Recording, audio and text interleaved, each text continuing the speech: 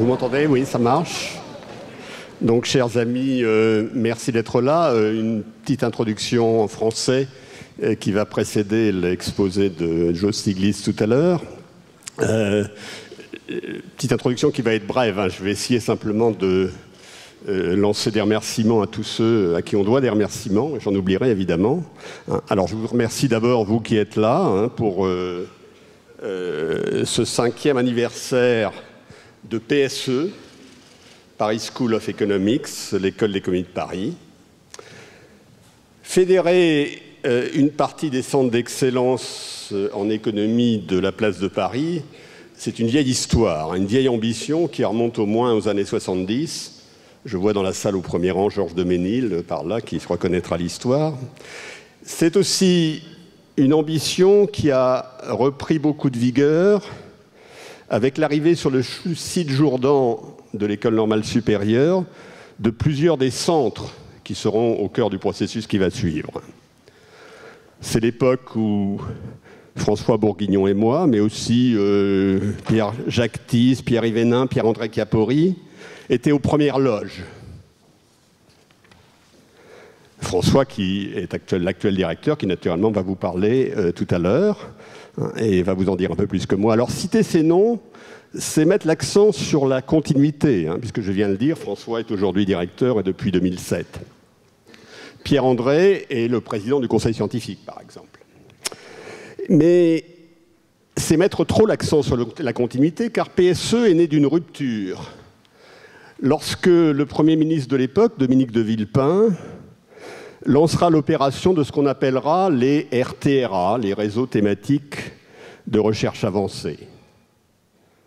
Alors, l'entregent de Thomas Piketty, qui deviendra le directeur de l'association de préfiguration, puis le premier directeur de la fédération créée le 21 décembre 2006, mais aussi celui de Daniel Cohen, ont été décisifs.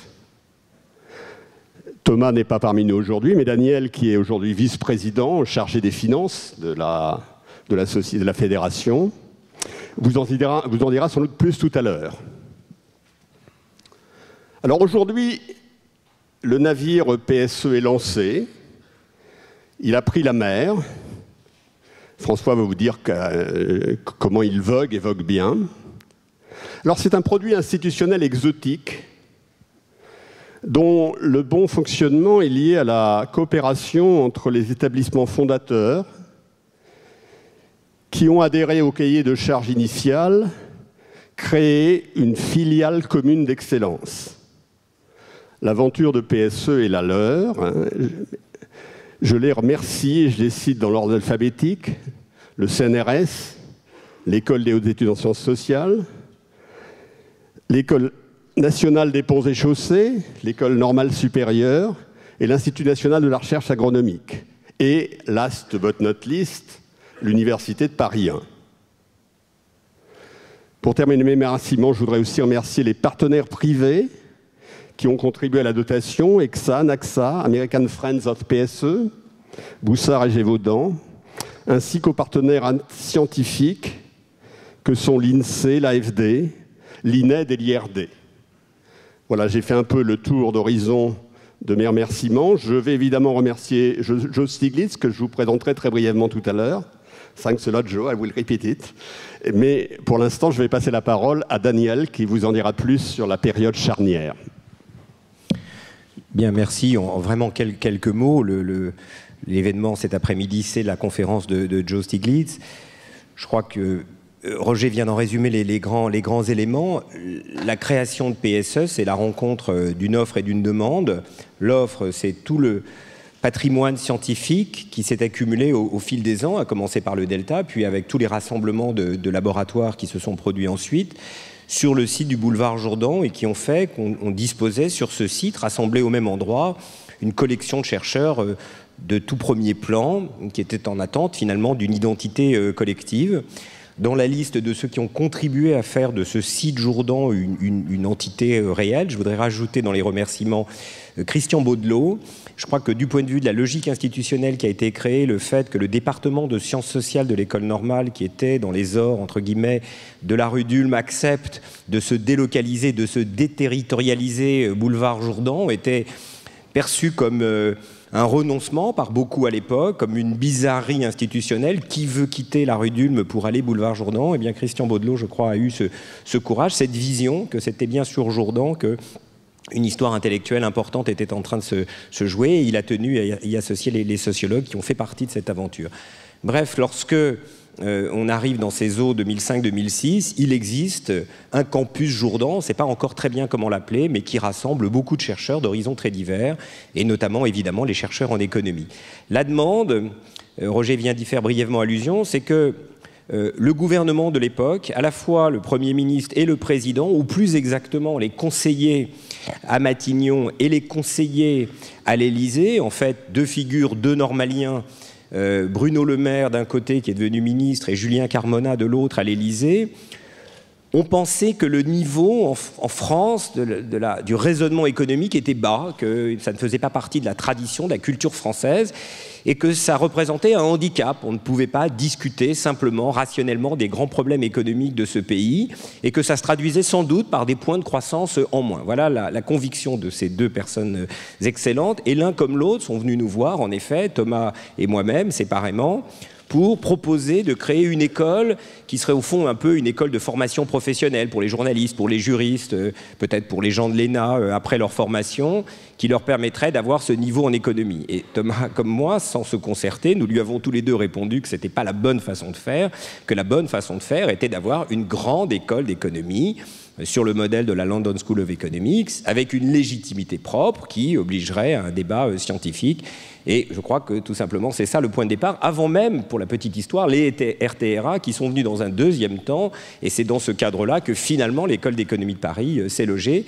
Mais l'intuition de départ, qui explique pourquoi le Premier ministre de l'époque, Dominique de Villepin, a toujours considéré que c'était un peu son affaire, vient de cette question du niveau du raisonnement économique des Français qu'il fallait rehausser, auquel, au fond, finalement, indirectement, je crois, même si ça n'était pas exactement ce qu'avaient les initiateurs de ce projet en tête, je crois que l'école d'économie de Paris, suivie par toutes ses petites sœurs et toutes les écoles d'économie qui se sont créées, au fond, dans ce mouvement-là, contribue à faire que la France peut disposer d'économistes de renom, de premier plan, légitimes, et qui contribuent indirectement, peut-être pas aussi directement que l'espéraient les créateurs de cette école, mais indirectement à rehausser le niveau du raisonnement économique des Français. Merci. Pour reprendre le fil, on est donc maintenant 5 ans plus tard, après les dates qui ont été signalées par Roger et Daniel.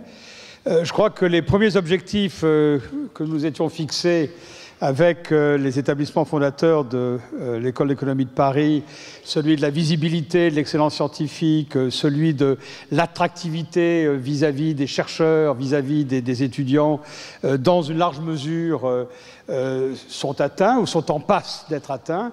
Je crois qu'avec les documents qui ont été distribués dans le dossier qui vous a été donné à l'entrée, vous pourrez en trouver la preuve. Il nous a semblé, dans ces conditions, qu'il était assez opportun de prendre acte de ce premier jeu de progrès, et c'est la raison de cette séance d'aujourd'hui, un événement d'importance qui symbolise des premiers résultats obtenus sur ces 5 premières années d'existence. Alors évidemment, cet événement, c'est en même temps un événement important du fait de l'orateur que nous avons invité, et je voudrais remercier chaleureusement Joe Stiglitz d'avoir accepté d'être le parrain, d'être l'acteur de cet événement d'aujourd'hui. Je voudrais aussi indiquer que en fait, Joe a été avec nous en fait, depuis le début, puisqu'il était dans le premier conseil scientifique de Paris School of Economics.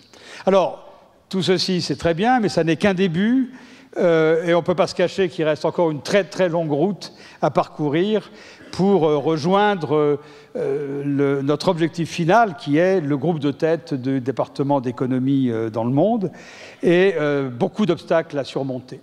Et je voudrais en signaler simplement rapidement deux, qui me semblent des défis importants liés à l'environnement dans lequel nous vivons. Le premier à voir avec la concurrence internationale et les ressources nécessaires pour pouvoir fonctionner dans le cadre de cette concurrence internationale. Il est évident que dans le domaine économique, comme dans d'autres domaines de la recherche scientifique, nous sommes maintenant dans des cercles de recherche, des cercles d'enseignement supérieur qui sont complètement mondialisés.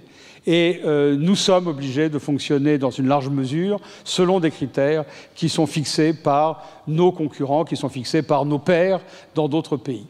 Et il est important d'être capable d'attirer des chercheurs de haut niveau, il est important d'attirer des étudiants de haut niveau, il est important de fidéliser des chercheurs que l'on a attirés, des chercheurs qui sont déjà sur place. Et pour ça, il est évident que l'on a besoin de plus de ressources consacrés à ces activités de recherche. Alors, il y a des progrès en cours très importants qui ont été faits en France. On est en train d'assister à une reconfiguration importante du paysage, des conditions matérielles dans lesquelles fonctionne la recherche. De ce point de vue-là, l'école d'économie de Paris et les autres écoles d'économie qui ont été créées en même temps ou subséquemment sont un peu en avant-garde dans ce domaine des sciences sociales, mais il faut bien voir que la contrainte budgétaire est très forte et qu'il faut absolument la desserrer, et que la desserrer probablement exige une ouverture beaucoup plus grande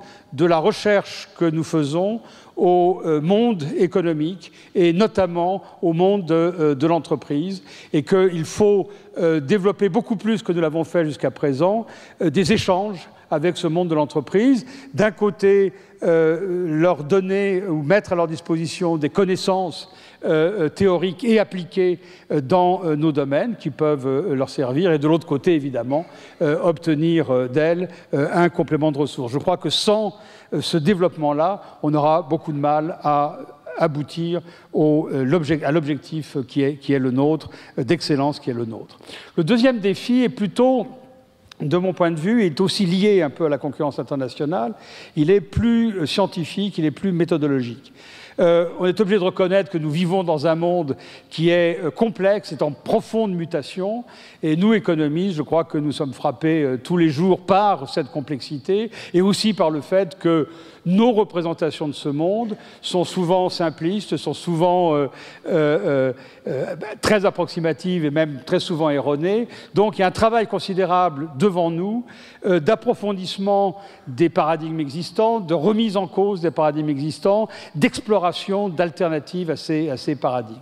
Et c'est une direction que nous avons prise à l'École d'économie de Paris, avec notamment ce programme Ouvrir la science économique, qui a été lancé maintenant il y a quelques mois et qui a reçu le soutien du commissariat aux investissements d'avenir sous la forme d'un laboratoire d'excellence.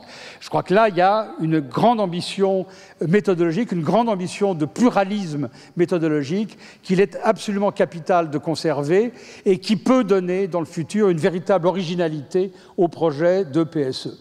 Et de ce point de vue-là, je crois que c'est important de réaliser que la concurrence qui a lieu internationalement, très très vive, aurait plutôt tendance à uniformiser les approches qu'à favoriser le développement de ce pluralisme. Et c'est une originalité qui me semble absolument capitale de conserver, en même temps, évidemment, que nous cherchons l'excellence et que nous cherchons à rejoindre, comme j'ai dit tout à l'heure, le peloton de tête dans les départements d'économie dans le monde. Donc, vous voyez que le travail devant nous est absolument considérable, mais je crois qu'on a pris un bon départ. Je ne sais pas qui sera là dans 5 ans pour fêter le 10e anniversaire, mais je suis absolument persuadé que, en tout cas, dans les 2 domaines que je viens de signaler, des progrès importants auront été faits. Je vais m'arrêter là. Je voudrais simplement signaler que, en liaison avec le deuxième point que j'ai fait, ce pluralisme, cette nécessité de toujours réinterroger nos connaissances et nos modèles, je ne crois pas qu'on pouvait trouver un meilleur orateur aujourd'hui pour illustrer cette démarche-là. Je crois que Joe Stiglitz, sur l'ensemble de sa carrière, dès le début et encore aujourd'hui, mais peut-être plus aujourd'hui qu'hier, est l'exemple même de cette réinterrogation permanente qui doit être notre façon de vivre. Merci.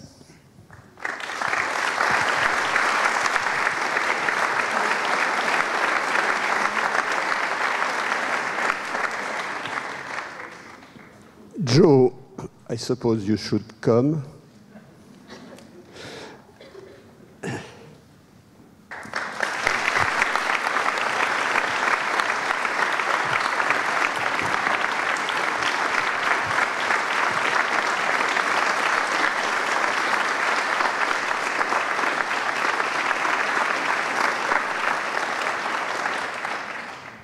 So, dear Joe, this is a time of anniversaries, birthdays for the Paris School of Economics, for you and me. So it's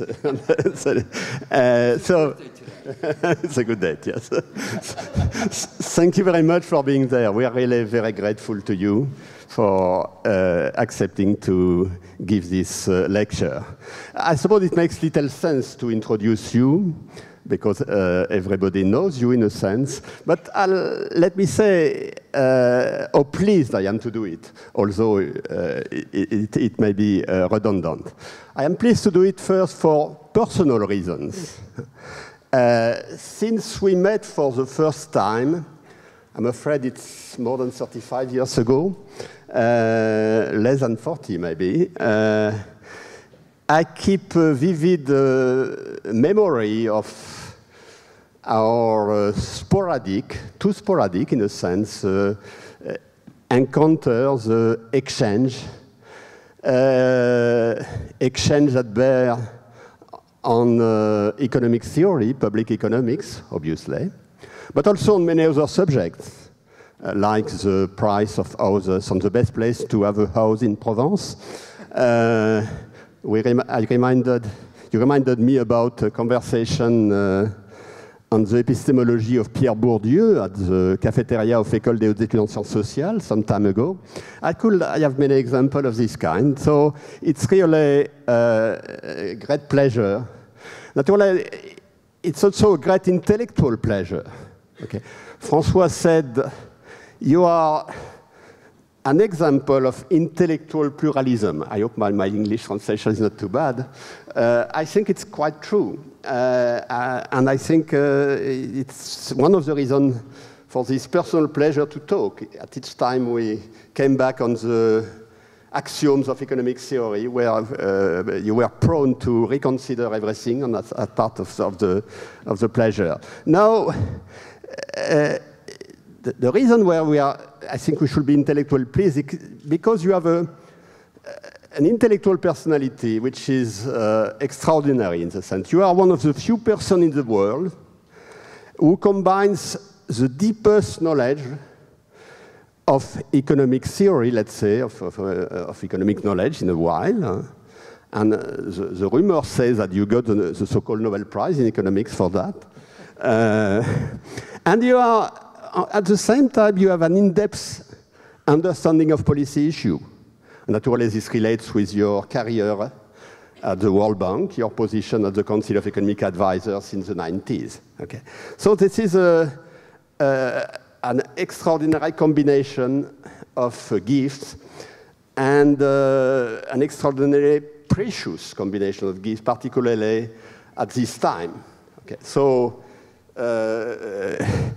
we are looking forward to learning a lot from you. Thank you, Joe.